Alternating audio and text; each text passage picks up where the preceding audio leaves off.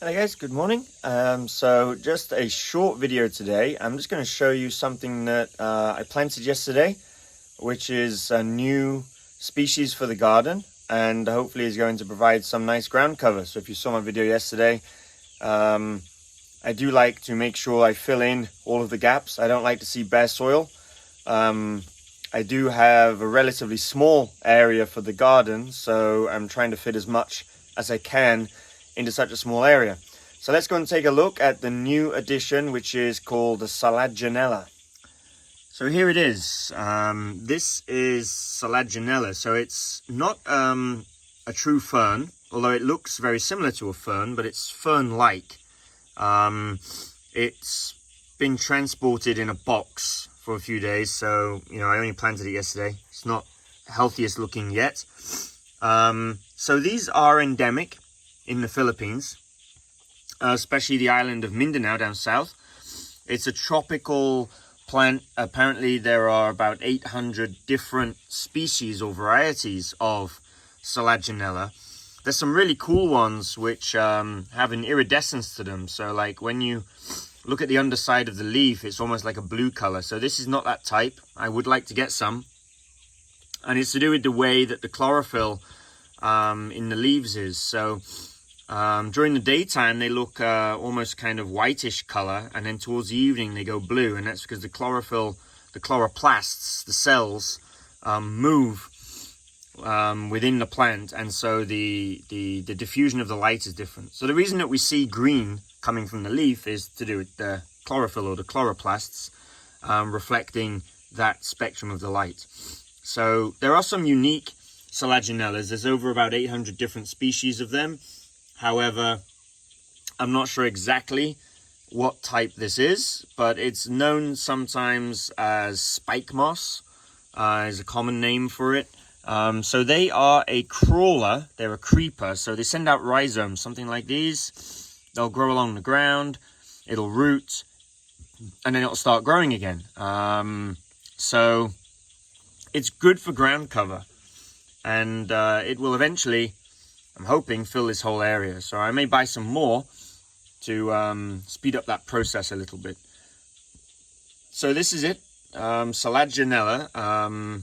It's a tropical fern-looking like plant.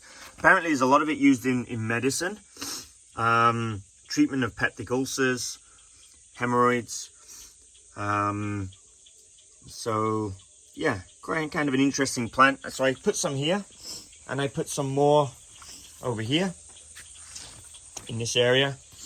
So this one's looking a little bit more healthy. I think these ones were in transport for a little less. They came in 2 separate boxes. But I'll probably buy some more and really fill in this area so that all of the ground here will be covered with this Selaginella. But before I get some more of it, I want to make sure it likes this area and the amount of water and the light and the conditions that it has before I plant more of it here. If it doesn't survive here, then I need to find another area of the garden where possibly it will be happier. So what I'm going to do now is give it some water, because I just planted it yesterday and it's drooping a little bit in places. It's probably under a little bit of shock from transportation. So we'll give it some water. We'll increase some humidity around here, as it is a tropical plant, so it'll probably like to have a little bit higher humidity, and that will just help with its adaptation to its new home here. So this is Selaginella, a good ground cover, and over the coming months and weeks on the channel, we'll monitor its progress and see how it spreads and hopefully fills in this area. So another nice thing about the ground cover is that by having lots of plants around here, it helps to keep the moisture in the soil, prevents evaporation, but also increases the humidity. Now we've got anthuriums growing around here. This is my regale, which I moved recently from another location in the garden because it wasn't happy. You can see what was happening to the leaves there. Hopefully it'll be happier here. So the anthuriums do like higher humidity, and so by packing in lots of plants around it, all of these plants are going to be respiring, they're going to be perspiring, and they're going to be giving off water vapor, which will increase the humidity around this area. So there's our Selaginella, new addition to the garden, and we'll monitor its progress over the coming weeks. So just while I'm out here, I thought I'd give an update on our Queen Anthurium. So this is the newest leaf. You can see it's still very delicate. It's still very floppy. It hasn't hardened off yet when you compare it to the older leaves. So this leaf is going to be pretty large. So you can kind of get an idea how big an Anthurium leaf is going to be by the length of its stem. So, you know, the longer it makes that petiole, the longer the leaf is likely to be. Also the thickness. So if you see when the petiole comes out that it's kind of thicker than the others, then it will likely be a larger leaf. So I'm hoping that this one is going to be larger than the one below it. So you see that one there? That one had a little bit of damage to it when it came out. This one I'm hoping is going to be bigger, especially as it's coming out at just the right time. It's very warm and very humid here lately.